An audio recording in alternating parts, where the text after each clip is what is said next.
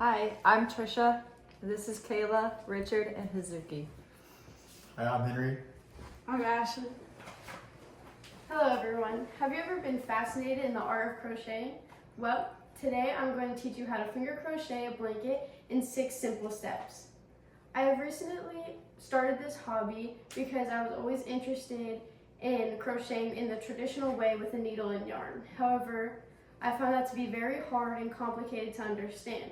So I did some research and I came across finger crocheting, which is a much simpler version of crocheting, which will also help you in your future to progress by learning simple stitches that you will use in other projects.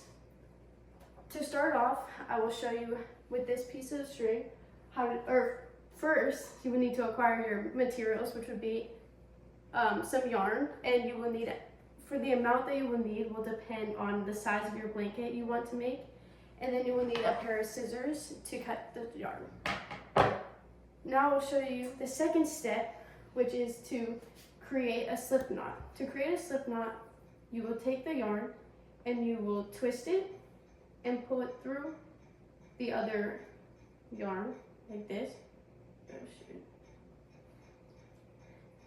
And it should be roughly 2 inches long, and it should remain 2 inches long throughout the whole blanket. Then the third step is to create a basic chain. To create a basic chain, you will stick your fingers through the loop and pull through the yarn. And you will continue to keep it at 2 inches and continue to pull through the yarn. This is called the working chain, and this will be the working yarn. So you pull your fingers through the loop of working chain and pull through the working yarn. Now for the fourth step, is how to go from your first row to the second row. To go from your first row, you will need to add an extra loop at the end, and then you will go back to the second loop. So you'll create an extra loop at the end, and then you'll go back through the second loop closest to it, and then pull that through, and it will start a loop at the top, like that.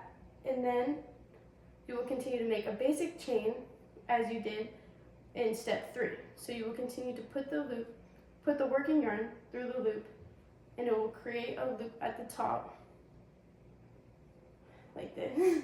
And then you will continue to pull it through. And it might look a little chunky at first, but then as you go, it will all even out in the end. And you'll continue to pull the working yarn through the loop as you go forward. Then, step 5, once you finish your second row, you will do step 4 again to make row 3. Step 6 is just to repeat that process in order, and every time you reach your desired length of your blanket, you will do step 4 to make a new row. Does anyone have any questions? Here I'll show you my blanket that I'm currently working on, which, as you can see, is going to be pretty large. At the top here, you can see the loops of where, and this is where you'll be pulling the yarn through. So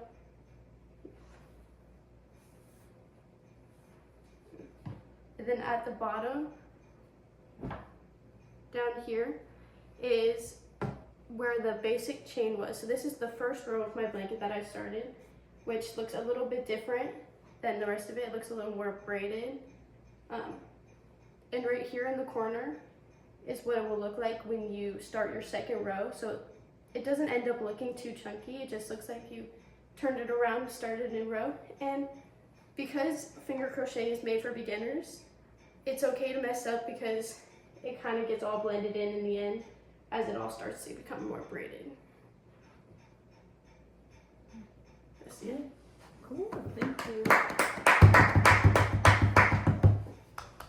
Also, the